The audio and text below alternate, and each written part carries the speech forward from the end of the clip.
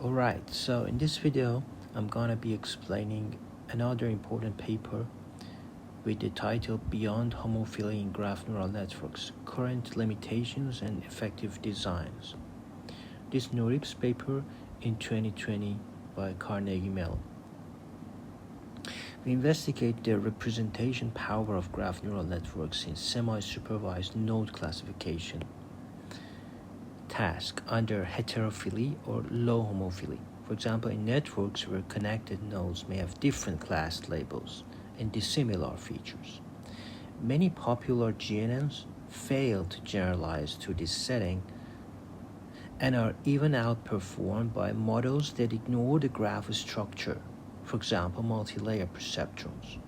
Motivated by this limitation, we identify a set of key designs: ego and neighbor embedding separation, higher order neighborhoods, and combination of intermediate representations that boost learning from the graph structure under heterophily. We combine them into a graph neural network, H2GCN, which we use as the base method to empirically evaluate the effectiveness of the identified designs. Going beyond the traditional benchmarks with a strong homophily, our empirical analysis shows that the identified designs increase the accuracy of GNNs up to 40% and 27% over models without them on synthetic and real networks with heterophily, respectively, and yield competitive performance under homophily. So for any node, you see the neighbors, the neighborhood around it. So this vector x sub v correspond to ego feature of node v. All of these representations on the neighbor. So this u is the neighbor of node v. So its neighbor's features.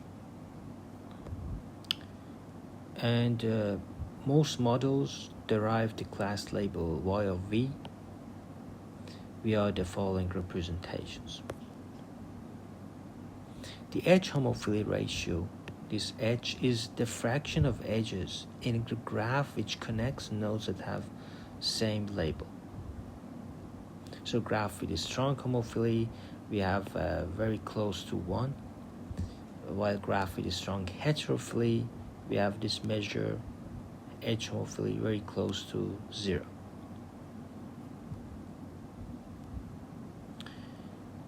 So this is an example of heterophily using edge equal to 0.1,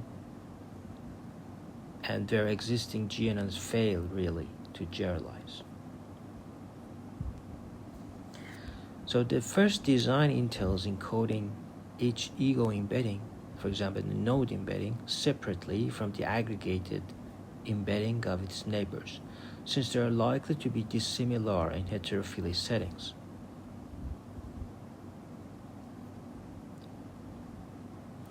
And we can have high-order neighborhoods. The second design involves explicitly aggregating information from high-order neighborhoods in each round K.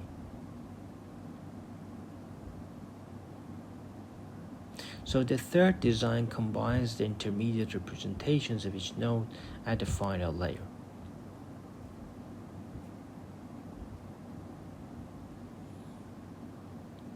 So this pipeline has 3 stages. First, we have feature embedding, then we have neighborhood aggregation, and then we have classification.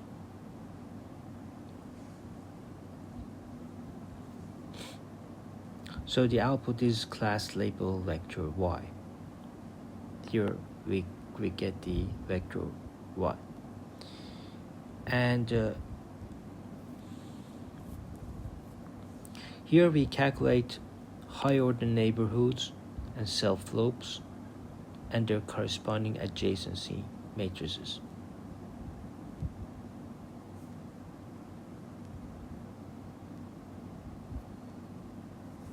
So they did experiments on this squirrel, chameleon, and other data sets.